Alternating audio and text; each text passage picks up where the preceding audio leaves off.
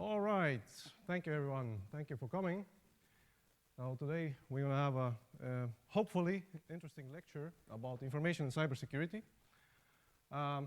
As the title already says, so from personal computers to planes, we're going to talk about the basics.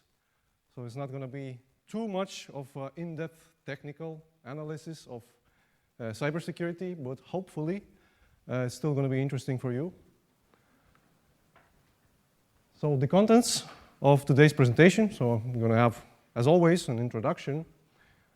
Then we're going to talk about the basic principles of information and cybersecurity, the foundation of how we actually build secure policies, rules, systems, and devices, and you name it. Then we're going to talk a lot about types of attackers, and especially a lot about the most common attacks. So that's going to be the main part of today's presentation. So basically we're going to talk about what are the most common attacks for organizations and also for just individuals. So you should be aware of those, and you can use them in your personal life and also in the future if you're going to work at specific organizations and companies, and you can implement the best practices in security. We're going to talk about a little bit more in depth about passwords. So the password is something that is probably currently the weakest link in security if we talk about cybersecurity. And it's especially important because it's basically the gateway between the person and the computer itself, actually. So that's why we need to talk a little bit more about the passwords. And then we're going to talk about the introduction of information and cybersecurity within aviation. The topic is so broad that I could do a series of lectures only about cybersecurity in aviation. So that's why we're just going to scratch the tip of the iceberg. I'll just give you a broad introduction about this topic there, but it's still hopefully going to be interesting to you. And then we're going to have the conclusion part, and if we have enough time, then a small questions and answer session. So, introduction. The main aim of this presentation is to provide an introduction of the broad topic of information and cybersecurity.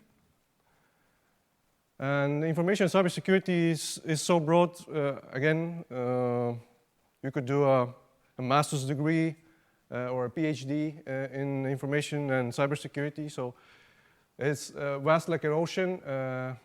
Yeah, in this presentation, we will only dip our toes in and explore a small part of this topic.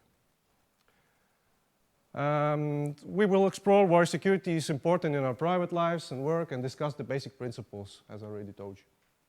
And maybe touch a little bit also on the practical side of the cyber attacks. While this presentation is not intended to make anyone an expert in the field, it aims to raise awareness. So that's the most important thing for me here. And encourage proactive behaviors towards security. And also one small thing that I like to achieve here is that maybe some of you think that security, especially cybersecurity, is interesting, and maybe you would like to have a career in this field. Everybody talks about this, so maybe this is something that's going to make you decide to move on with cybersecurity and within aviation. So they are interconnected in that sense. A little bit about me. So I'm an information and cybersecurity expert. I have approximately 10 years of experience.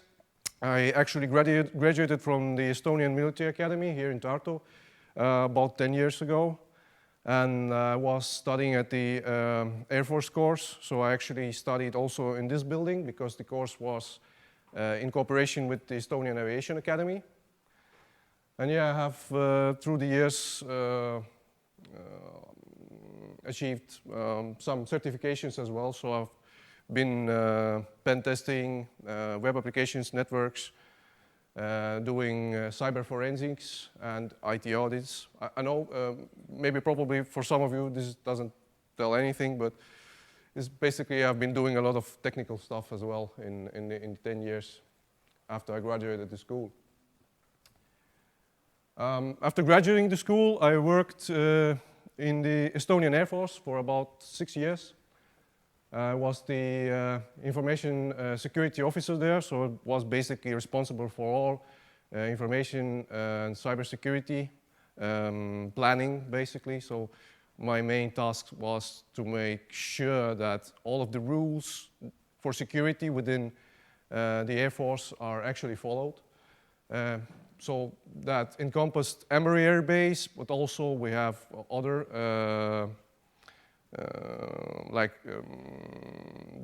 different kinds of buildings all around Estonia, and also different kinds of systems, communication systems, information systems. So I was responsible for the overall protection of them. We also have radar sites all over Estonia. And also if we would have got new equipment from NATO, I was the one who was actually looking into Estonian regulations, NATO regulations, and make sure that all of the systems are implemented according to the security rules that they have to be implemented to. So I work closely with our NATO allies as well, especially after the war started in Ukraine. It actually started in 2014 already. Then we got the NATO presence in Emory Air Base, and that was exactly when I graduated from the school, so this was a really interesting time for me. And yeah, as I already told you, I was responsible for the secure implementation and maintenance of IT devices and systems. And it doesn't mean that I was working alone. Because I went to the officer school, I was the main commander for that unit, but we had a lot of really good and talented people who knew security systems, like physical security systems, IT systems, etc. So we worked closely as a team and with our NATO allies. After 6 years, I decided that I want to see things outside of the military, how it's done, let's say, in the civil sector. So since 2019, I work at KPMG. It's basically a financial audit company, but actually it has a advisory section there, and also under that we have the IT audit and cybersecurity team. It's not very well known yet, but hopefully we will make ourselves more known in Estonia. But basically, yeah, it's part of a global KPMG brand and global KPMG firms all around the world. And we have big cybersecurity teams in the US, in the UK, in Romania, basically in all of the European countries that have KPMG member firms. And also we work really, really close with our Finnish office in Helsinki. So I have performed IT analysis projects, basically just assessing if the systems are configured according to the security best practices, and there are all kinds of different standards and best practices established. Also, security audits, and as I told you before, performed also web application and network security assessments. So basically going in, looking at the networks, looking at the web applications, and of course using different kinds of security standards and best practices to test these systems. One example here is that, for example, banking applications. So our team tests this kind of applications. We cannot name the clients, of course, because it's all confidential information. But basically what we do is, like you use your banking applications every day, and all of these applications are constantly upgraded, updated to make the user experience better, also to make it more secure. So our job is as a, let's say, a third party.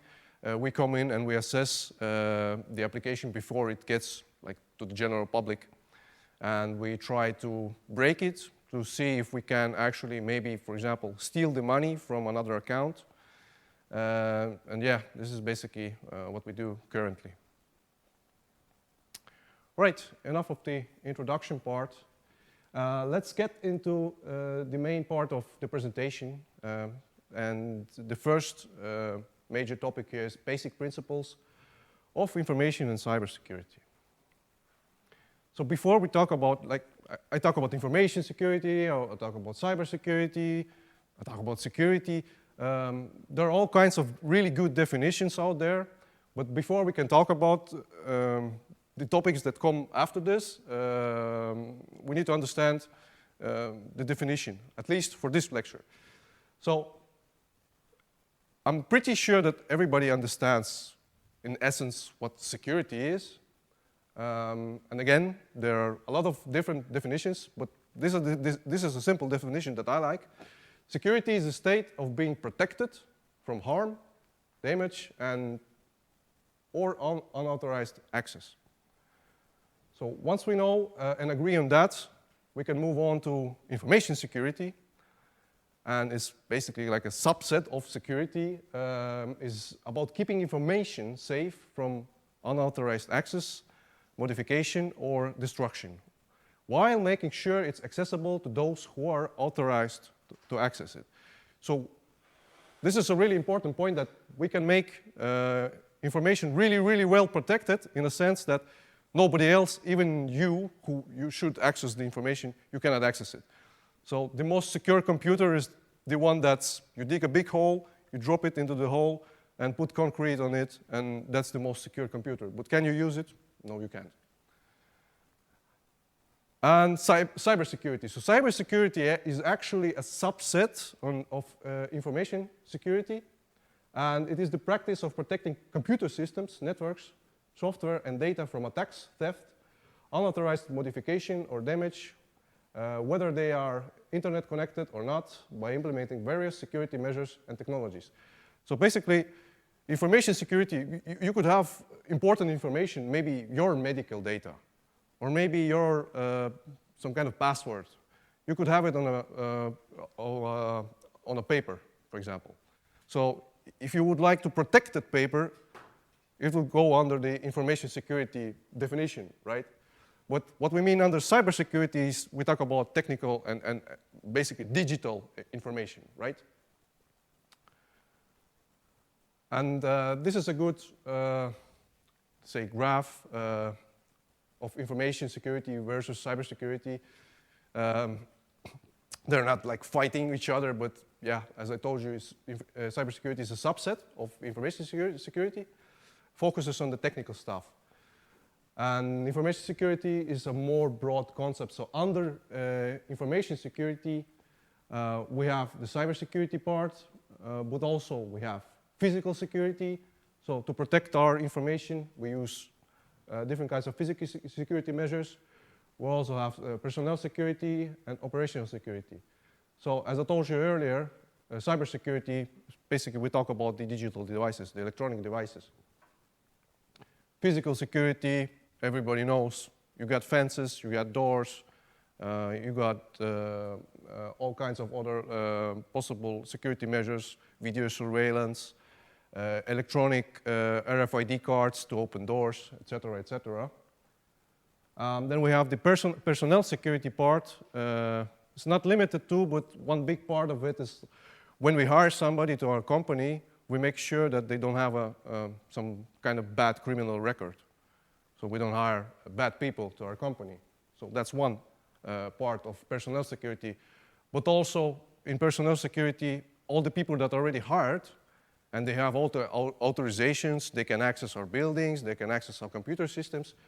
We also have to make sure within the personnel security part that at some day, one person doesn't decide that, hey, I can access this information, I could actually sell it to somebody on the black market and get financial profit from it. So we have to think under personnel security, how can we protect that part of our company or organization. And operational security is more of a like security-oriented culture in our company or organization is basically meant that, for example, we have this really good wartime poster. I believe it's from World War II. Loose lips might sink ships. So it means that if you work at a company, whatever company it is, you will most probably always get some insider information of clients, or maybe some technologies that are used, or maybe some future plans, and these are not meant to be talked to the general public.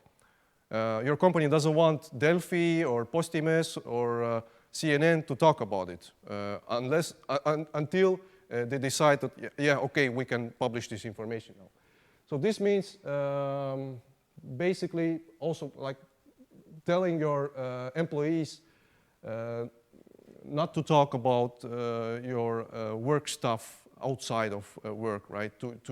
Even to your relatives or at somebody at the bar. So in essence, as you see, information security is much more broader than cybersecurity itself. So this is a really important distinction in terminology. So the importance of information security and cybersecurity.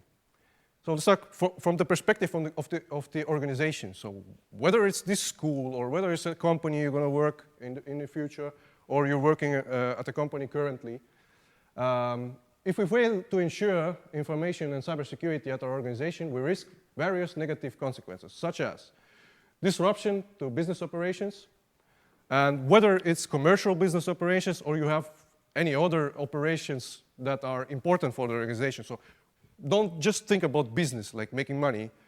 Think also about each organization and company have some tasks that they do, and this can be disrupted if information cybersecurity is not on point. Financial loss, data breaches, so your important data gets into the wrong hands. Of course, legal and regulatory compliance issues. Maybe one of the biggest ones is reputational damage.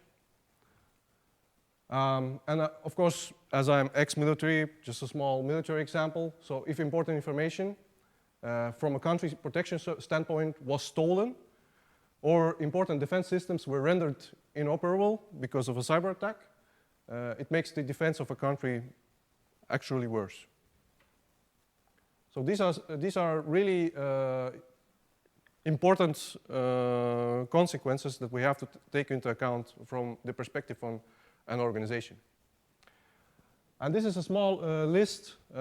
There's definitely more stuff that I could have added here, but just as a visualization of what are the assets that we are protecting at an organization. So we have our data. More often than not, this is the most important asset. So if somebody steals a laptop, usually we don't care about the laptop itself. The price is, for a company, usually is nothing.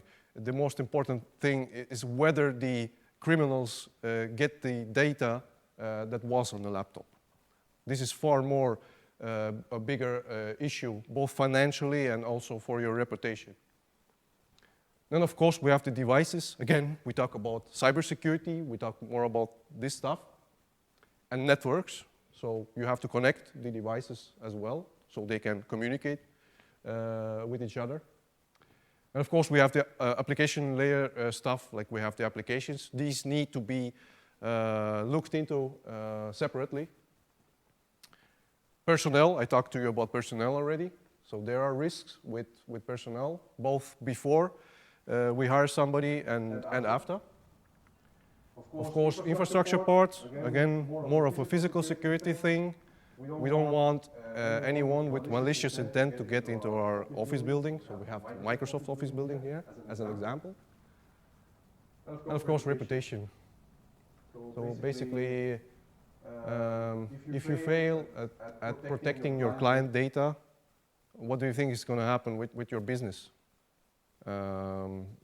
I think a lot of people are going to decide, hey, I'm going to go to the competitor. So I'm not going to use your services anymore because you cannot protect my data. So in the future, if you might think that you want to make your own company that are also These are also things that you have to think about. The sooner you think about those, the better. Usually with startups, the people think only about the idea itself, and it's good. And when the startup grows really fast, the security is usually lacking. And if the startup grows really fast, believe me, a lot of attackers can see that. And they start doing the surveillance, whether you have those things protected or not. And also from a personal perspective, if you, as a person, if you fail to ensure applying basic cybersecurity principles, you might risk identity theft. And if you think this doesn't happen to you, it can and it happens a lot in the world.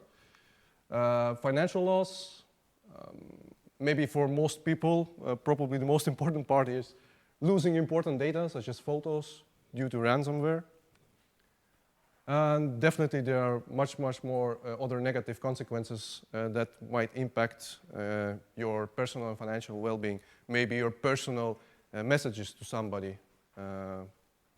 Your phone got compromised and all of that is now public, for example. Now let's get to the fundamentals of how we actually ensure information and cybersecurity. And this is going to be like a basic concept that we have to first talk about before we go into details. So let's talk about CIA. No, I don't mean the Central Intelligence Agency of the United States, but we talk about confidentiality, integrity, and availability. So this is a principle that is used and is typically viewed as the main objectives of achieving security. Together, these are like three pillars, and through them, our building of security can stand strong. So let's look closer of what these mean. But of course, if you look at the names, this might already give you an idea what those are.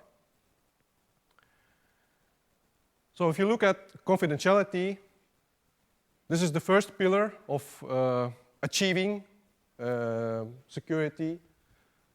Is confidentiality. It means that only people who are supposed to see the information can see it. So if you have a secret, only the people you trust can know about it. So basically keeping information secure and secret. Then we have the integrity part. Integrity means that the information stays the same and doesn't get changed or tampered with by bad guys. So for example, if you have a password, no one else can change it without your permission. So basically, we have the confidentiality part, so we protect our information. But if there are people who can access it, so they can bypass the confidentiality measures as they should, because they have, we're going to talk about availability as well. We want to make sure that we have the information that's not going to be tampered with, that we can trust. An example from banking, for example. For the bank, it is very important that, okay, only the people that need to access it, a certain banking account, can access it, right? So you can access your banking account. From the bank's perspective, that's confidentiality, and from yours as well. So from in the integrity part is that the bank doesn't want you to be able to change the numbers that you have on your bank account, right? So if you have 2,000 euros, and you would be able to hack somehow to make it 100,000 euros, that would be a breach of integrity. And then we have the availability part. So once we have confidentiality and integrity, these can be all kinds of measures that we can implement. We also need to have availability. So this means that the information is always there when you need it. For example, if you need access to important documents or files, they should always be available and not lost or deleted. So this means that yes, we have protection measures for the confidentiality. Yes, we have protection measures for integrity, but these protection measures cannot be something that doesn't let us access the information. So we also need availability of the information that we are protecting. So in conclusion, to provide a comprehensive security solution, we must address all aspects of the CIA triad. And it doesn't matter whether we talk about computers or whether we talk about the paper sheet that I told you before, where's the password or your medical information.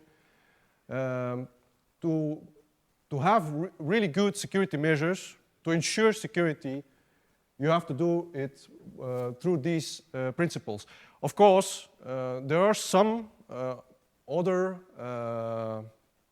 types similar to the CIA principle that are available, but the CIA triad is the most used. And for example, this is a small example for you. Let's say we have an online shop, and we only provide confidentiality, availability, but not integrity, right? Then we ensure that the shop is there always. So availability means that when I enter the address of the shop, it's always there. If I want to access the information, like to change the prices there, there's a login prompt. So I have to log in with my account. So that's going to be confidentiality. But let's say we don't have integrity there. So as integrity is missing, some of our own employees, let's say we have an online shop, we have like 5 employees. If we don't have integrity measures, some of our own employees, they are authorized persons, so they can access through the confidentiality measures. They might act maliciously and start change the prices in the shop for their own favor and start ordering things. And then after they have ordered, they change the price back, for example. All right, so that was the fundamentals of how you actually should achieve security. Now we're going to talk a little bit more in detail about attackers and the types of attacks. So there are various reasons someone might attack an organization or an individual. And here are some common types of attackers. So this is, in cybersecurity, the most talked about, probably the cyber criminals. So there are different kinds of cyber criminals, and they are motivated mostly by financial gain and may use a variety of techniques, including phishing, malware, ransomware, to steal sensitive data and extort money from their victims. Then we have this term called hacktivists. These are individuals or groups who use hacking techniques to promote a political or social agenda. They may deface websites or disturb services to draw attention to their cause. Yeah, there's a lot of different hacktivists. Maybe some, for example, animal rights protection groups that may want to attack websites of companies that actually produce sausages or something. This is an example of hacktivism. Then we have the nation-state actors, is usually called APTs. These are, let's say, the advanced cyber criminals. I would name them like this. And they're typically sponsored by governments and may engage in cyber espionage, sabotage, and cyber attacks on other nations and organizations. Then we have insiders. These are individuals who have authorized access to our company, for example. Maybe we work in a bank. We have individuals who have the clearances. They can access different kinds of systems, maybe even access, I don't know, money, for example, in cash. And yeah, they use this access for malicious purposes. Time and time again, we see such insiders getting catched by police. Yeah, and they basically, they might even steal the data from your company. For example, if they work at a software company and there's a new product that's probably going to change the world and bring a lot of money, Such insiders could actually sell this information to our competitor, and they will get the advantage of that. So, and this is going to be a big financial loss for that company, right? Then we have script kiddies. These are individuals who use prepackaged hacking tools to launch attacks without necessarily understanding how the tools work, and they don't even understand the consequences of their actions. So these are usually young people who find hacking interesting. They look up different tutorials on YouTube and use Google. Nowadays, everybody knows about ChatGPT. And they basically get a pre-made attack already and try to use that. And there are cases where such attacks actually do a lot of damage. And let's not forget about criminals in a traditional sense. So we talk about cyber criminals up here, but we must not forget the traditional criminal. They are mostly motivated, again, by financial gain, and these ones use techniques like physical theft of company devices, or in rare cases, even abduction of important key personnel for ransom. And of course, many groups or many individuals might be many of these things. So it might not be only that the person is a hacktivist. It might be a hacktivist, a script kiddie, and an insider. So, and again, these are not all of the possible attackers that we might have, but maybe the most noteworthy ones that you should know about. Most common types of attacks. This section is not a comprehensive view of all possible attacks, but rather is a basic overview of the most common attacks and with the most impact, let's say. And we're going to talk about those a little bit more in detail in the next slides. This is just a small introduction about those. So number one, phishing attacks. We see a lot of these days. They were talked about years ago, and they will probably going to be talked about from 10 years from now as well, as much. The cyber criminals always find new ways how to trick people. People are considered the weakest link in information and cybersecurity anyway. So these types of phishing attacks and also like more of a social engineering is not going to go anywhere. So phishing attacks attempts to obtain sensitive information by masquerading as trustworthy entity in electronic communications. So if we talk about social engineering and phishing attacks, by phishing attacks we mean the electronic communication part of it. Social engineering is a little bit more broad, and social engineering can also be, and most probably is used in phishing attacks, and is the use of psychological manipulation to trick individuals into divulging sensitive information or performing actions that may compromise security. For example, face-to-face meetings or phone calls where the victim is manipulated to disclose confidential information. Then we have the ransomware attacks. Is the malware that encrypts files on the victim's computer and demands payment in exchange of decryption. I think this is one of the most devastating attacks. I would not want to be an individual person or not even in a company to want to experience that on myself. Especially if you don't have backups, it would be really bad that you probably won't ever have access to your, for example, photos or important files again.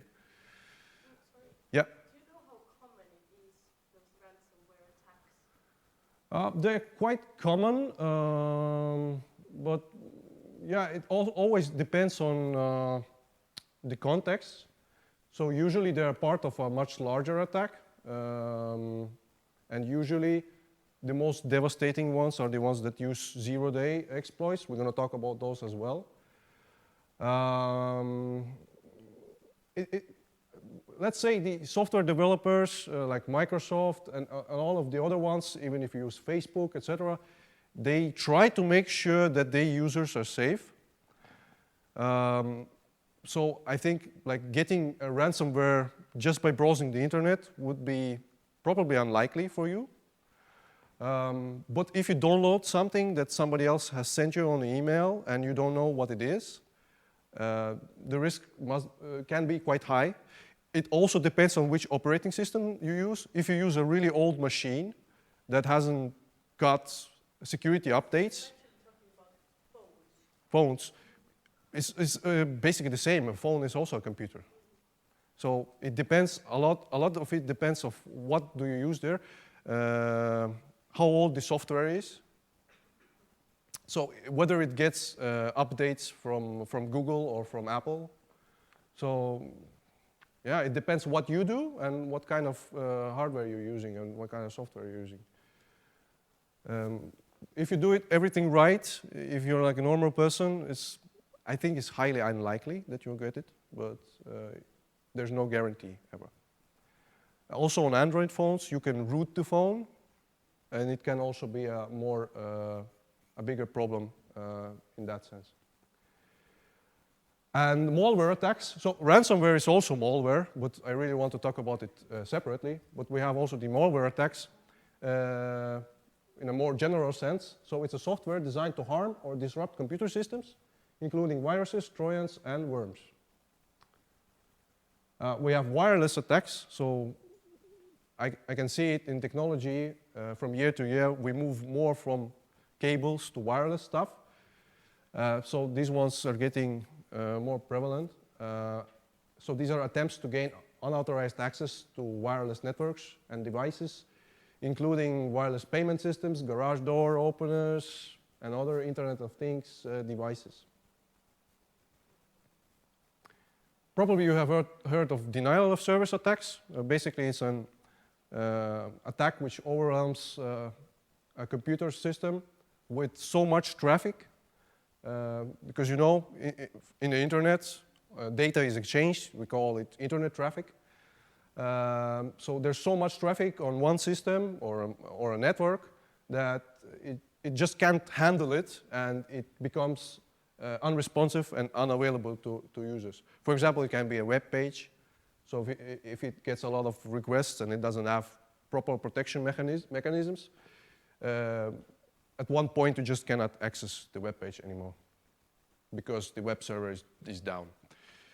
Then we have it's maybe not an attack per se, but it's more of a threat. Threat is unpatched software vulnerabilities. It's a super important one. So security vulnerabilities in software that remain unpatched, potentially allowing attackers to gain unauthorized access and, or execute malicious code. So this is to everybody who thinks of, I don't want to update, why, everything works. So we're going to talk about it later. I have more content on the slides. Then we have insider threats that I already told you. So the individuals that have access and they have malicious intent.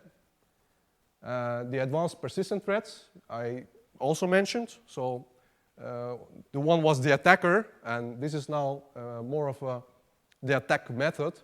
So it's not only an attack, it's sophisticated attacks, like multiple attacks that involve long-term targeted effort to gain access to sensitive information or systems. Then we have the old classical physical theft and the zero-day vulnerabilities that I told you. These are attacks that take advantage of unknown vulnerabilities in software, giving attackers a zero-day head start before a patch can be released. So these are usually within a software, a vulnerability that even the vendor who produced the product, for example, Google and Google Chrome, not even Google knows about the vulnerability. And the problem with that is, I'm going to talk about it later as well, but if you do a product like Google Chrome, there's so much code and so much complexity that goes into it that it's impossible to find all of the vulnerabilities there that an attacker might find and misuse it. Like to get into your banking account, for example, is the most scariest thing that people usually are afraid of. But Google makes sure that most of those vulnerabilities are found, but they cannot guarantee that all of them are found, especially because also they make Google Chrome better in terms of functionality, which means they change the code again, which in turn means that, again, some vulnerabilities might arise from that new functionality. Okay, so phishing attacks. One of the most important attacks to know about. So again, we talk about the electronic communication part here. So emails, text messages, websites, also social media, right? So phishing attacks often use urgency or fear tactics to try trick the victim to act quickly. Such as threatening to close an account, claiming that there has been suspicious activity on your bank account, for example. And phishing emails or websites contain logos and other branding that appear legitimate, so you really think, oh, it's really Swedbank, for example, but it's actually not. It's really easy to copy Swedbank's logo and everything, especially if you have seen an email from Swedbank already, so you just basically can use that as a template. But usually, upon closer inspection, you find some spelling and grammar mistakes, but phishing emails get better and better every day. Especially now, again, I have to talk about ChatGPT and other kinds of such kinds of solutions that make it really easy to write such things. Of course, if you write into ChatGPT, write me a phishing email, it will say, no, I won't do it, but there are ways to actually go around it, and it will actually write you a phishing email. This is the first example. Well, we will not go into big depth into what it actually is in terms of content here, but basically it's an email from Bank of America, so it's an email from a bank. It's some kind of alert that they detected unusual activity. But the most important things here is like, you look at the email, and it's definitely not Bank of America, some random email on Comcast. And it's sent to undisclosed recipients. And yeah, if you look at, they want you to log in through the email, which a bank will never do. And if you look, they actually disguised the URL. The URL itself is actually something different. It's possible to do that. So in that sense, the first thing you as a user have to think about is that your bank will never send anything like this. Like, hey, click here, log in, change your password immediately. Even if they would send something like this, I would call them and ask them if this email is actually real. So these are things that you should be aware of. Always, first thing to look at, who is the sender? Is it from, like, let's say, SEB.EE or not, or Swedbank, or is it some random thing? So this is important that you know how to look for these things, and always be suspicious about these things, especially if you don't get such emails often, right? So yeah, how the phishing attacks work. Nothing special here, nothing actually too complex. It's just the attacker sends an email to the victim. For example, it can be an SMS, it can be a message in Twitter. Then the victim clicks on the email and goes to the phishing website.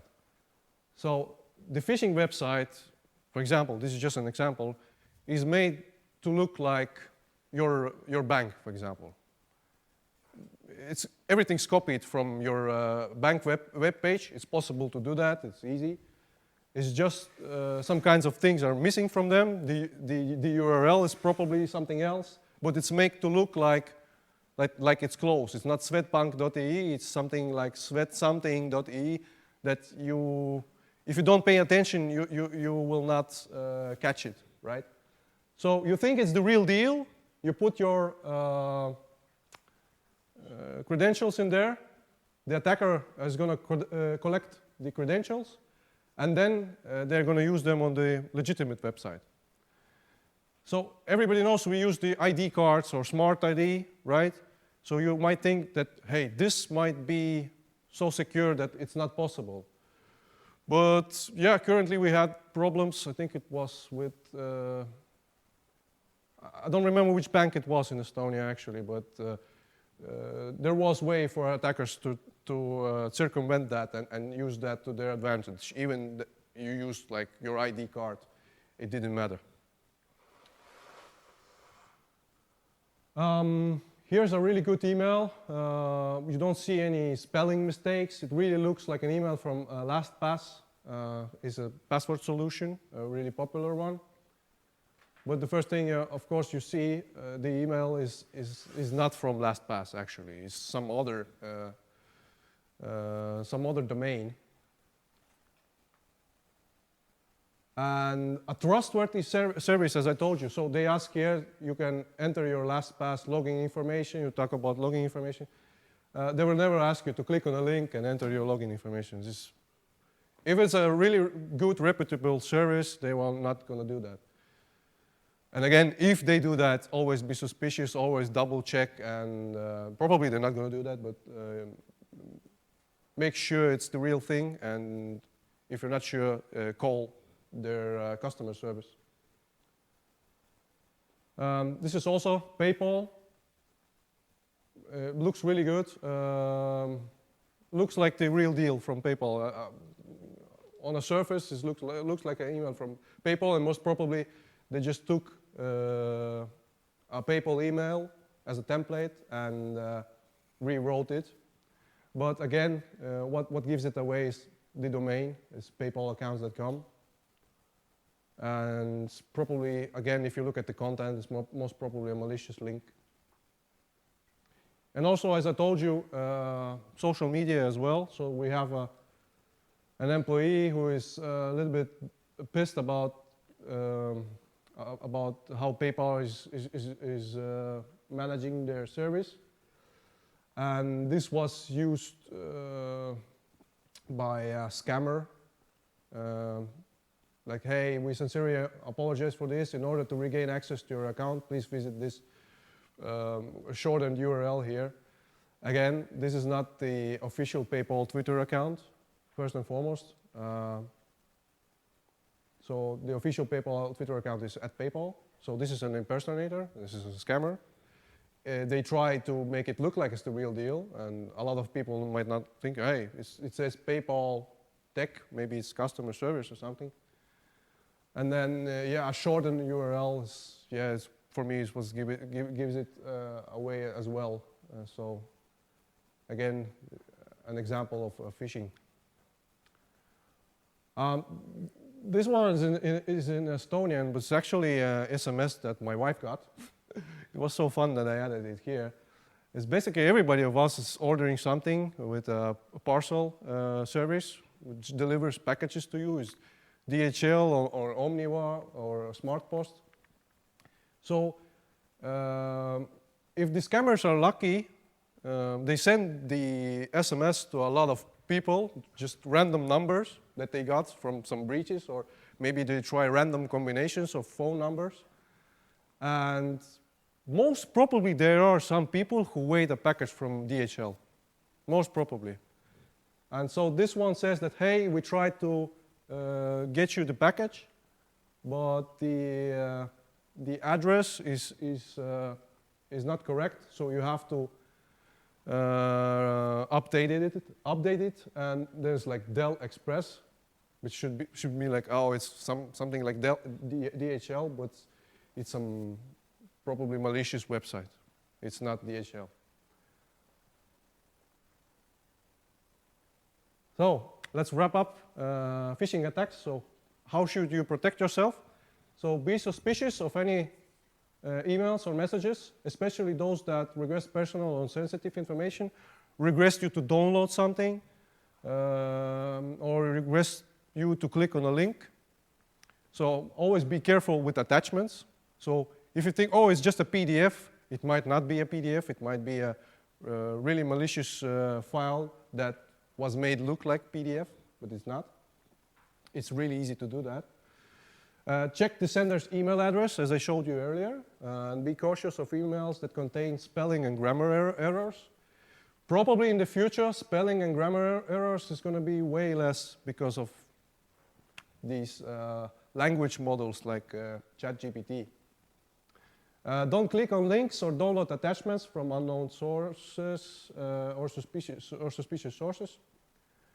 Verify the legitimacy of the message or request by contacting organization or person directly to a trusted source, such as their official website or phone number, as I told you before. Use strong, unique passwords and enable two-factor authentication whenever possible to protect your accounts. And regularly update your software or devices with the latest security patches and updates. We're going to talk about some of this stuff later as well. Yeah, and of course, enable antivirus software. For Windows, most probably Windows users here and Mac OS users here. In Windows, if you have Defender and the latest patches, you should be fine. I would say you would not need another antivirus. And on Mac OS should be also the most important thing to have the latest security patches from Apple. Social engineering. So social engineering, so the use of psychological manipulation to trick individuals to get the sensitive information. So for example, in 2019, there was a hacking group. Was called the Community. They took part in a scam called SIM hijacking. Basically, this was a way to bypass security measures like two-factor authentication. So basically, they called the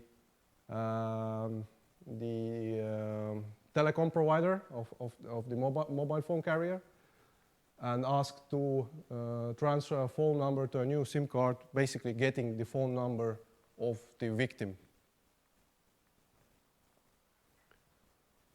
And sorry about that. So frequently, such a scam, like the SIM hijacking, involves taking control of the victim's cryptocurrency wallet, giving hackers access to the funds, because again, they bypassed two-factor authentication. So from the webpage of US Department of Justice, so how it happened. So SIM hijacking was accomplished by a member of this hacking group contacting the mobile phone provider, customer service. They posed as the victim itself and requested that the victim number should be swapped to a new SIM card. And thus the mobile device was controlled by the hacking group. So the hacking group had control of the victim's phone number. The phone number was leveraged to control online accounts, such as victim's email, cloud storage, and cryptocurrency exchange accounts. So basically, they most probably had already access to the passwords. And the only thing that they needed to do is get around the two-factor authentication. So how to protect yourself from social engineering attacks? Be careful when receiving unexpected messages or requests for personal information. Check if you trust the sender. It can also be a call. It doesn't have to happen inside the computer. Again, use strong passwords. Use two-factor authentication. So the fact that this hacking group found a way to bypass two-factor authentication doesn't mean that two-factor authentication is bad. It does mean that the security, the operational security that I talked about to you earlier, at the mobile carrier is weak in that sense. So use two-factor authentication methods that don't rely solely on SMS messages or phone calls, as these can be intercepted by attackers. Yeah, for normal person, I think it's okay, but in the future, if you work at the military, if you're in a high position, or if you will work at a bank, you should be more familiar with these things, because in that sense, you will be, the likelihood of you being the target will be way higher. But it's good to know for you anyway. So instead, consider using authentication app or hardware key. So authentication app like Google Authenticator or a YubiKey. So basically, you can protect your accounts like you have a password, but you can also use the YubiKey or the authenticator, which is going to act like a two-factor authentication. So it means that if somebody has your password, but they don't have the YubiKey, or they don't have access to the two-factor authentication on their authenticator, they cannot get access to your account. Keep your software devices up to date with the latest security patches. Be cautious, always be cautious when sharing personal information online. If you think that your messages are private. They're probably not. There are only a very, very few of solutions that I would trust are private enough that they have end-to-end encryption. One of them is an app called Signal, for example. Yeah. So let's get to malware attacks. So malware is a software designed to harm and disrupt computer systems. So viruses, Trojans, everybody has heard of them. It can spread through various methods. Again, email attachments, infected websites, software downloads. Some types of malware viruses can replicate themselves, spread to other systems. And once installed, malware can cause a range of problems, from stealing sensitive information to causing system crashes and making the system unusable. So we have this interesting case of malware attack. So it was first called a ransomware, but it wasn't actually a ransomware. It was not Petya. And a big company called Maersk fell to it under the attack of it on June 27, 2017. Primary suspects are Kremlin-backed hackers. So Maersk, a shipping giant, they're quite big and they are involved in 20% of the world's trade over the sea. And yeah, once they were hit by this malware attack, the impact was immediate and recovery was slow. The most likely target for this attack was actually Ukraine. So they actually used let me see if I have it here. Yeah, they used a software called MEDoc, and it is a software that's used nearly by everybody who does business in Ukraine. And that's why it was used as a, let's say, as an attack bait, basically. And it turns out that one single infection was responsible for the Maersk compromise, and it was an office of Maersk in Odessa, in Ukrainian port city. So again, if it's an office in Ukraine, they most probably use this software for their financial stuff. So that was enough to get the whole Maersk system all around the world to get infected. So NotPetya trashed nearly 50,000 company laptops and disabled its entire network of voice over IP phones. So basically, these are phones that are that they can talk through the internet. The company quickly built 2,000 laptops and procured them from high street retailers, and they used WhatsApp groups for the new communication lifeline. Because again, their whole system was crippled, they couldn't do anything, so they have to, and the laptops were also bricked, they couldn't use them, so they had to acquire quickly new laptops and start using WhatsApp. I'm not saying WhatsApp is really secure and good, but if you need to, if all of your operations are standing, you're losing constantly a lot of money, especially Maersk, so you have to think of alternative solutions. So without access to that data, Maersk literally didn't know what's in their containers. So a lot of basically their business is the container business, right? So their systems were down, they didn't know what's inside the containers. And the on-the-ground staff had to check manually with time-sensitive medicines, for example, if they were in container. And this was a particular supply chain concern.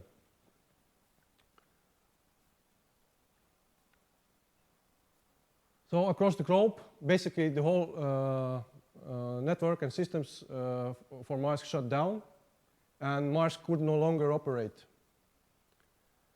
And what they were lucky, they found a backup copy in their African Ghana office.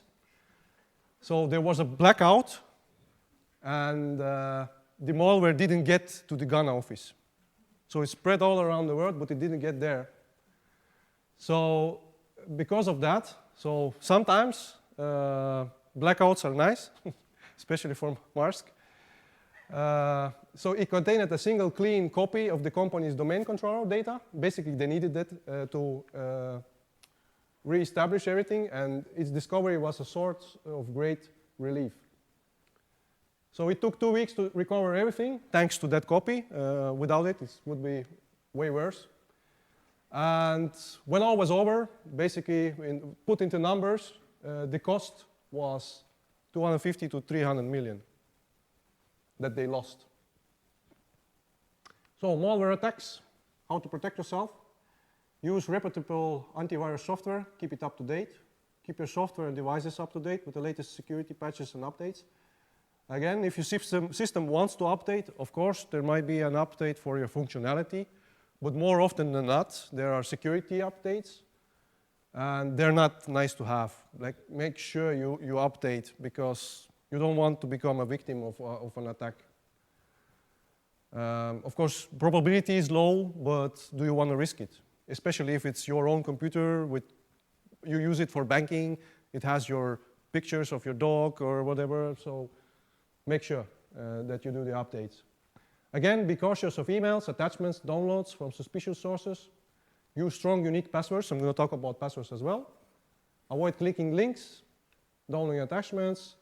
Backup your important files. Always, even if you have something in the cloud, always, my suggestion is have an offline backup. Have an external hard drive once a year. Maybe when you do a big spring cleanup in your house, also put some new photos that you have on the external hard drive. It might save your life in the future, in that sense. Not in a literal sense, but maybe in a literal sense, maybe if you have some really important medical data there. So educate yourself about different types of malware and their risks, and be vigilant and signs of infection. So a different type of malware is the ransomware. So ransomware malware that encrypts files on a victim's computer demands payment for it in exchange of decryption. Ransomware attacks often occur when the victim clicks on a malicious link or downloads a malicious attachment on an email or website. So the ransomware encrypts important files on a computer, basically encrypts your whole computer. The attacker demands payment, usually in cryptocurrency. And the most important thing here for ransomware, so remember that paying the ransom does not guarantee that the attacker will provide the decryption key. And in some cases, paying the ransom may even encourage more attacks. So you pay the ransom, maybe they ask, I see you have money, maybe you have another $500.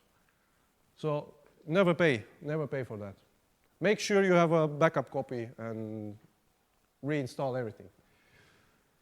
So there was this WannaCry ransomware which happened in May 2017.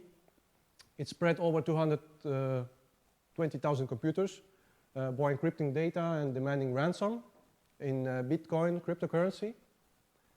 And the attack caused billions of dollars worth of damages. And the attack exploited the vulnerability in Microsoft Windows operating systems, which had been discovered by NSA and later leaked by hackers. So this one was a zero-day vulnerability. I'm going to talk about 0 days as well. And it targeted a vulnerability in old Windows versions for which a patch had already been released by Microsoft 2 months before the attack. So basically, they attacked computer systems that didn't have the patch installed. So I have this notification about patch installation. Let me install maybe in half a year. So these guys got hit. But there were more than enough machines running older versions to enable this WannaCry's rapid spread. So this was this basically a screenshot what the user saw. I would never want to see this on my computer. Never.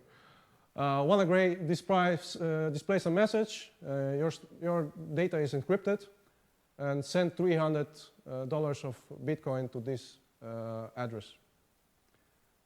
So victims. What happens if I do send, like usually? Do I get my data back? In most cases, attackers did not decrypt data, and security analysts actually suspected that they were not technically capable of decrypting it anyway. So for them, it's not important decrypting or not decrypting. For them, the most important aspect of this was to encrypt your data and get money from you. So some of them as far as I know, some of them got the files decrypted, but I don't have evidence of it that it were the attackers, because some French researchers found out a way to decrypt it without paying the ransom. So this is a small map of the attacks. And luckily, a British computer security researcher, Marcus Hutchins, quite a young guy actually, developed a kill switch for WannaCry by reverse engineering. This prevented WannaCry from executing further. A kill switch is a mechanism that basically allows the malware to deactivate or stop from spreading. It's like a security mechanism, basically. Sometimes malware developers leave it, or sometimes you can reverse engineer and find a way to make a kill switch. And as I told you, French researchers found also a way to decrypt affected computers without paying. However, WannaCry is still active. Be sure to update your Windows. So if you use old Windows, not updated to Windows 7 or something, is really a bad idea. So ransomware attacks, how to protect yourself, back up your data. Again, update. Updating especially is crucial, avoiding the threat of ransomware attacks like WannaCry. As you saw, it used older version of Windows operating system that it had a vulnerability. Make sure you have automatic updates turned on, and make sure these are downloaded immediately. Do not click on suspicious links and download suspicious attachments. Use a VPN when using public Wi-Fi. We're going to talk about Wi-Fi as well. Avoid unknown USBs. So if you're going to work, especially maybe in a bank, for example, it might be the case, like the really big bank, attackers might leave USB keys lying around.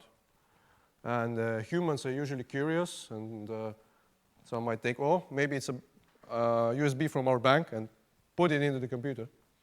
And it's really a bad idea, because it's basically as downloading the malware from the email. It just, right when you put it in the computer, it basically infects your computer. And most important thing, educate yourself. It's a really interesting topic already, as I told you.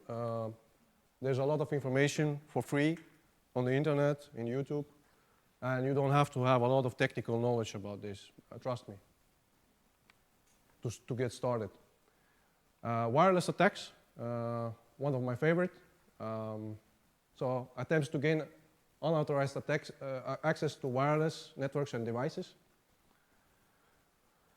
Yeah, basically attack that relies on the wireless communication technology, and these attacks can affect a variety of devices, such as smartphones, laptops, tablets, etc. And yeah, the main aim is to steal sensitive information or personal data on the device or network. Wi-Fi and other wireless networks are everywhere, making them a prime target. So whether it's a public Wi-Fi in a coffee shop or a home Wi-Fi network, well, I think the coffee shop is a little bit more dangerous. Not a little bit, but especially hotel Wi-Fi, be really careful of that one. They can be easy to exploit, especially if they use weak security technologies. Yeah, they're definitely vulnerable to attacks. And for example, default passwords on routers are left a lot of the times unchanged, which can give the attacker a lot of basically access to the whole network. Wireless attacks can be difficult to detect, since wireless attacks can be carried out remotely, and they can be difficult to detect. Yeah. So yeah, basically notable wireless attacks, so Wi-Fi eavesdropping. This attack involves intercepting and monitoring wireless network traffic to capture sensitive information, such as login credentials. So be really careful of hotel networks. There are networks on trains and buses. It depends on how, it's gotten better from year to year, but you have to make sure that you understand what type of network that is. anyway, if you use a public network, I always suggest using a VPN no matter what. So your traffic between you and the wireless router and the internet gets encrypted. Then we have this thing like rogue access points. So basically, the attacker sets up a fake wireless access point. It has the same Wi-Fi name, for example, as a real one. And they want people to connect to it. They think it's the real deal. And then they can see all of the information that goes through there. So for them, it's the jackpot that you connect to their Wi-Fi hotspot and you go onto your Facebook or into your bank or something similar, so they can steal your information and maybe even money. And yeah, there's also Wi-Fi denial of service. Basically makes it unusable, the Wi-Fi network unusable, again because of high network traffic. But it's used a little bit less. One interesting example here are wireless attacks on cars. So a relay attack is a type where the hacker intercepts and relays the signal between two wireless devices, allowing them to access a system or device without physically being near it. So the key fobs, or car keys, got better over the years. So it's not just a static signal anymore. Would have been, back in the days with the first ones, would be really easy just to capture. It's only one, basically, signature of the signal and just replay it and you can get into the car. Currently it's a little bit more complicated, but they can also still use these relay attacks for car theft. So one common example, is the car theft. Some cars are designed to continually transmit a low power signal, even when the key fob or the car keys are not in use. And the signal can be used to locate the car or to enable certain functions, such as remote start. So attackers intercept the signal using a radio receiver and amplifier, and then relay it to a nearby key fob. So the attacker intercepts the signal from the car's key fob and relays to the other device. Basically, let me show you this one. So basically what they do, they using a device which impersonates the car keys here, and they interact with the car's security system. So the car basically emits a low transmission authentication challenge. This will be relayed to this guy here, who wants to get the authentication challenge from the keys. So the thief targets the key fob, and then thief's two device transmit the authentication challenge it received from thief's one device to the key fob, and then relays it back with the correct response. So basically, as if this will act as if it's the keys, because it's relaying the keys response. The thing is that the new keys use different kinds of, how you say it in English, request and response. So before, in the old days, it was static. It was one signal, one response, one request, one response. Now it's like changing. So it's really important to get the current one.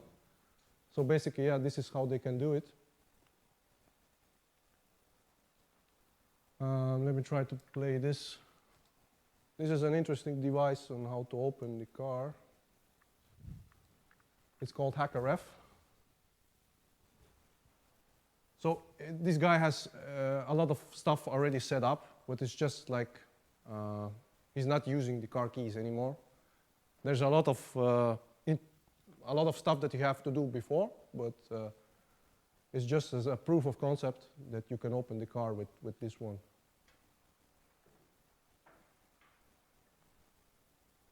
It's just that such devices exist. It's maybe interesting for you to know.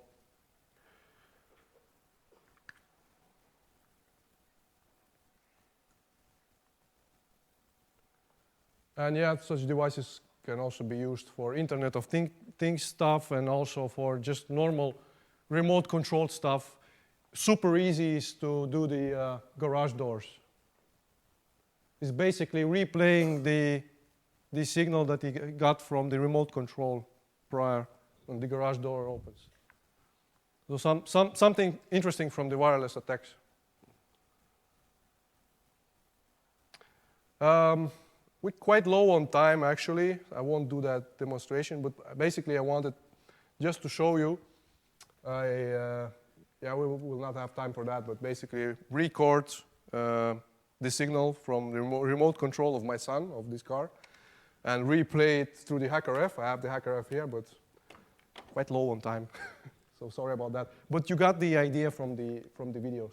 It's really doable. And the HackerF one, it costs something like 300 euros or something. And there's a lot of stuff that you can do with it. So it's a security-focused SDR. Probably a lot of you know what the SDR is, software-defined radio. Definitely look it up. Really interesting stuff. Really interesting stuff. So how to protect yourself? Use strong, unique passwords on your wireless devices. Do not use default passwords. Keep your wireless devices updated with the latest software. Again, I'm talking about updating. Disable wireless features that you don't need, such as Bluetooth or Wi-Fi, when they're not in use. So it's an overall security principle. If there's something that you don't use, from a security standpoint, disable it, uninstall it. There's no need for it. It just increased the attack surface. Be cautious when connecting to public Wi-Fi, as I already told you. Use a VPN. Everybody knows a VPN probably. And relay attacks. Keep your key fob, car keys in a signal blocking bag, for example, or container to prevent it from transmitting a signal when you're not using it. So usually where people leave the car keys is the front door, somewhere near to the front door, as you saw on the picture. The guys most probably know that, hey, the car keys must be there, so I need to get the response from the key fob. So maybe not a good idea to keep the keys there. Or if you keep them, make sure it's a signal blocking bag or something, or a cupboard. Use a physical barrier such as steering wheel lock or garage door bolt to make it harder for thieves to access your car or garage. Denial of service. So as I told you before, it's an overwhelming of a computer or system network with traffic to make it unavailable. So there are different techniques how to do it. We'll not go into the technical details of it, but basically it's a large volume of traffic to the system. Sometimes it's also exploiting vulnerability software as well. And the main aim is exhausting the resources so it gets unavailable. There are serious problems such as loss of revenue. So we kick your online shop off the internet. People cannot buy anything from you anymore. So that's a loss of revenue. And yeah, attackers' motivation. Sometimes it's revenge or retaliation. They want to get back at somebody who has wronged them. Financial gain. Some attackers use those attacks to extort money from businesses and individuals by threatening them to continue the attack unless they get paid. And there are also ideological and political reasons. It can happen in real life as a ping flood. So basically, the attacker sends a flood of ping requests. So basically, a ping request is a standard message. In networking, it's used to check if a device on a network is available. Nothing fancy, just a ping if the device is up or not. And by sending a massive number of those, the system or device can become unresponsive or crash. So imagine a small business with a web server. It receives a high volume of traffic. An attacker could launch a ping flood attack. This could cause the server become overloaded and unavailable to legitimate users, and this will result in a loss of revenue, most probably. One distinction between DOS and DDoS, just so you know. Again, will not go much into detail, but there's a distributed denial of service attack as well. It means there are many more computers that attack the victim. So a DOS is usually one. It can also be defined as maybe a couple of computers or attackers that attack. But distributed denial of service, or DDoS, is usually controlled or done through a botnet. Is a network of computers that are infected with malware. So it can also be your computer if your computer is infected. And basically these botnets or these computers are like zombies who are controlled by the attacker, and they can use it to attack different victims. And they can also generate profit for their owners by renting out botnets to other attackers or for computing power, for example. And those attacks, everybody probably in Estonia knows about the attack in 2007 after the Bronze Soldier incident in Tallinn, or however you would define it. So basically, most probably Russian-backed hackers attacked Estonian government services. And the biggest DDoS attack took place in 2017. It was targeted at Google. Yeah, let's say this number is quite enormous. And only 3 years later, Google disclosed the attack. So they kept it for 3 years a secret. So yeah, this made it difficult or basically impossible for people to access Google services. So how do you protect yourself? There are different kinds of ways. Use a VPN. I'll talk about VPN as well. Limit your personal information. So especially like there are the streamers who stream computer games. Sometimes some people who hate these streamers want to take their stream down. So if they find their personal information, like their external IP address, they can do that. Keep software up to date, as I told you before. It's also DDoS attacks and DOS attacks can use these vulnerabilities that are in unpatched systems. Use strong passwords and consider using anti-DDoS services. There are different kinds of services that, let's say, these high traffic that come in, they can like, the best word they can find is like balance the load or yeah, make it possible to protect yourself better. So one is Cloudflare. If you ever will have a business or something, you can think into that. We got the unpatched software vulnerabilities. I talked about this already. So the most important thing is that the security patches, why it's important to update, they fix known vulnerabilities that could be exploited by cybercriminals.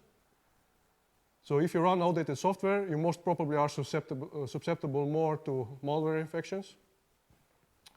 Yes, the software updates also provide new features, but from this point of view of this lecture is most important to the security part of it.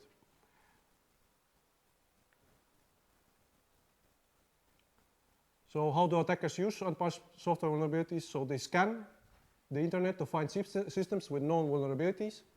So for example, if you haven't patched your system or you have, again, online shop, it's visible on the internet, they find out that it has a vulnerability, that there is a patch for it, but it hasn't been patched. Then they do exploitation. Once a vulnerable system is identified, attackers use known exploits to gain access to the system. Then they install malware, and then they do the data theft or disruption, so they can control the system. So it's imperative to understand that software updates are not merely an annoyance that can be ignored. In some cases, many attackers can be aware of the vulnerability before it gets a patch. Especially if the vulnerability is well known and publicly disclosed. Important part here is after the security patch is released, attackers can often reverse engineer it to identify the vulnerability and then start targeting systems and applications that have not been updated. So yeah, basically, what can you do? Suggestions again, install software updates on both the operating system and applications that you use. So it's not only enough that you install Windows updates. If you use any other applications like Adobe Reader, Google Chrome, you have to update them as well, because attackers can exploit vulnerabilities inside this software, like Adobe Reader, to take over your PC, basically, if it runs in administrator privileges, even if your operating system is up to date. So basically, you install your Windows updates, but you don't install updates on other stuff, your computer can still be taken over. It's all about the privileges that these software applications run. Also be aware of high severity cyber attacks. Monitor trusted security news. Here's one, CDNet security. Enable automatic software updates. And consider uninstalling the software that you're not using to reduce the attack surface. Again, as I told you, if you have software that's unpatched, everything else is patched, but one software that is not patched, it can be used to take over, if it has a really high level vulnerability, to take over your computer.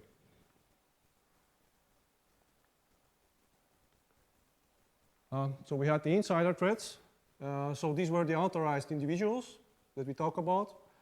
So insider threats may be causing damage accidentally or intentionally. So detecting and preventing insider threats can be really hard because they have authorized access to your company and systems. So the organizations must prioritize prevention, detection, and mitigation. So yeah, insider threats may lead to financial losses, reputational damage, legal consequences. So here a quick example. So there was a Boeing engineer. He was sentenced almost 16 years in prison because he was spying for China. And he was not already working at Boeing, he was a contractor when they found it out. We're quite low on time, that's why I'm trying to skip a lot of stuff here, but the most important part is that, yeah, he was an insider threat. He was a US citizen, naturalized US citizen. He had the security clearance, he had everything. He had access to all of the information. And yeah, he started doing the cooperation with the People's Republic of China and send them different secret information. Some of it was related to the space shuttle program, for example. So this is a good, interesting example of it. So suggestions, implement access controls, so restrict access to sensitive data. So there's also always the need to know if you have a security clearance, if you work at a bank, for example, you don't have to access everything. You do your job, you have to access the stuff that's only relevant to your job. So all of the data for your job has to be accessed and not more. So that's the access control part. So you have to conduct regular security reviews and monitor employee activity, conduct regular security training. Also inform your employees that if you do such kind of things, you'll most probably end up in jail. And you do the background checks before the hiring. And you should also have a response plan. So if something really happens, what's your response plan in terms of what do you say to the media and how you will handle all of the negative consequences of an insider threat. And yeah, we talked about already about advanced persistent threats. So these are the highly skilled attackers. Basically, they are cyber criminals, but they have unlimited funding because a country is behind them. And there are many types of these APTs. They're called advanced persistent threats, again, because they're persistent, they're advanced. They have these fundings of these countries. So I have a flag for Russia or China, for example. They're super organized and highly trained, and they're really nuanced. And the most important thing, they're really patient about that because they have the time and resources. So yeah, we have So we had some kind of prominent examples. For example, security researchers distinguish these groups of these big hacking groups. They give them designations of numbers. So APT1, for example, is tied to the Chinese military. These are the guys who are wanted. APT-29, for example, is tied to Russian intelligence. So the number 29 already tells you that there are a lot of these highly skilled groups of hackers. So they want to remain undetected. Yeah, and they basically, their goal is to access sensitive data. And yeah, they can attack big government corporations, government organizations. And yeah, they're definitely after data usually. So they want to extract secrets.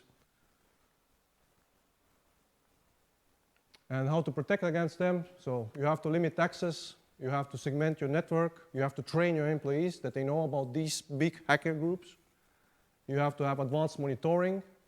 And you have to always have this regular security testing of your security measures. All security measures, organizational, technical, have to be tested. I'm a little bit over the time already. Is it okay? No? Pushing. Okay, I push it. Yeah, we have the physical theft. Again, everybody, I think, on a logical sense, knows about those attacks. So basically, yeah, they want to access either sensitive information or have financial gain if they do such things. It's important to note, as I told you before, that the confidential information far exceeds the cost of individual devices, and this can have a serious consequences to the company. So this was one physical theft example of iPhone 4. So iPhone 4 prototype was tested by an Apple engineer in California. He went into the bar.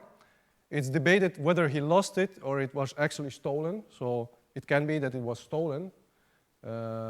It's still debated, still over 13 years, almost 13 years ago. But basically, the information about it got to a technical news site who purchased the phone for $5,000 and basically leaked the information about the new iPhone 4. And the main damage to Apple was that it suffered considerable reputational damage. Yeah, and for physical protection, yeah, you have different kinds of options. You have fences, gates, radio frequency identification systems, like the cards that you use on the doors. And these cards that you use for the doors can be easily copied, actually, depending on the technology used. But most of them, most probably, can be easily cloned. So we have these devices like Flipper Zero.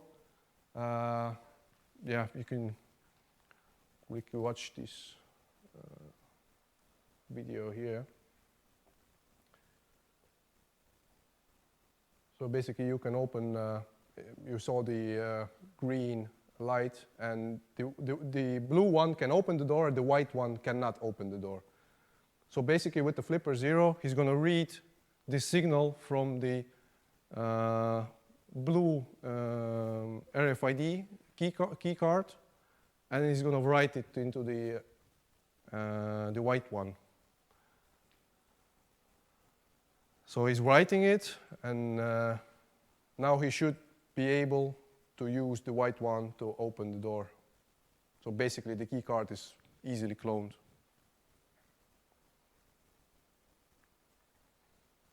And yeah, there are also other ways for physical security: cameras, motion sensors that you can use.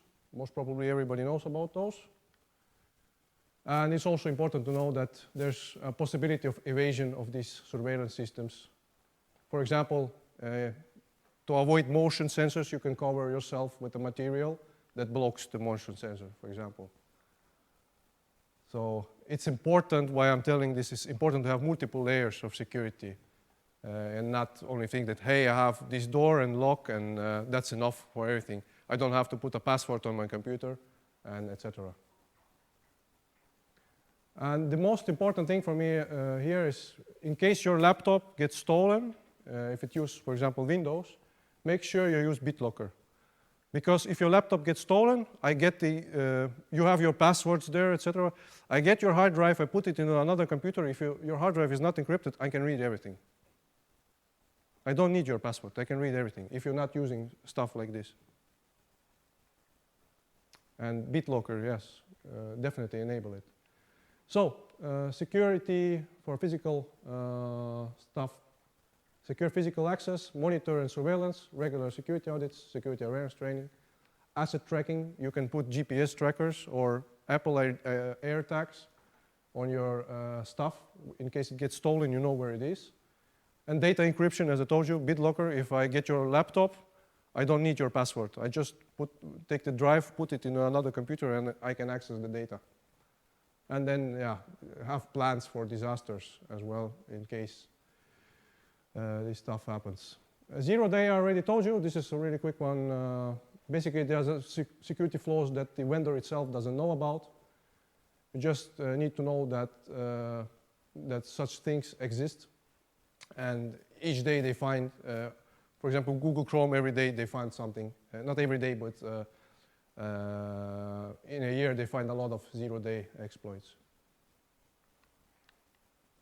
And yeah, it's imperative to have a layered approach for security and keep your software operating systems up to date. Again, use anti-virus software, malware. Use strong, unique passwords for all accounts and avoid clicking on suspicious links and pop-ups. I'm going to ask how much time I have left, or I wrap it up. I wrap it up. Okay.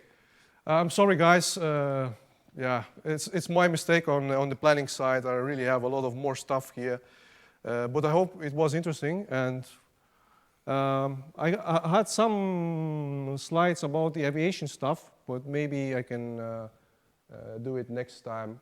But I think I got most of the important stuff for you here already. I hope it was interesting, and maybe the stuff that the most important thing is that I got so much work to do that I didn't have the time to actually look at the time that I have in that sense. So I was expecting to be a little bit more fast here. But for me, the most important thing was to get a lot of interesting information for you, because this is the first time I'm doing such a course or such a presentation. So my apologies on that. But unfortunately, time is over. So maybe, if it was interesting, maybe I come next time, we have a part 2, and I can talk to you about the other things, right? Yes? You'll get to see the presentation. Yes, I can share it, no problem. Very nice. Thank you. Yes. But hopefully it was interesting, and hopefully we can have a part 2 then, right? Sorry, guys. It's my mistake on the time management. Thank you.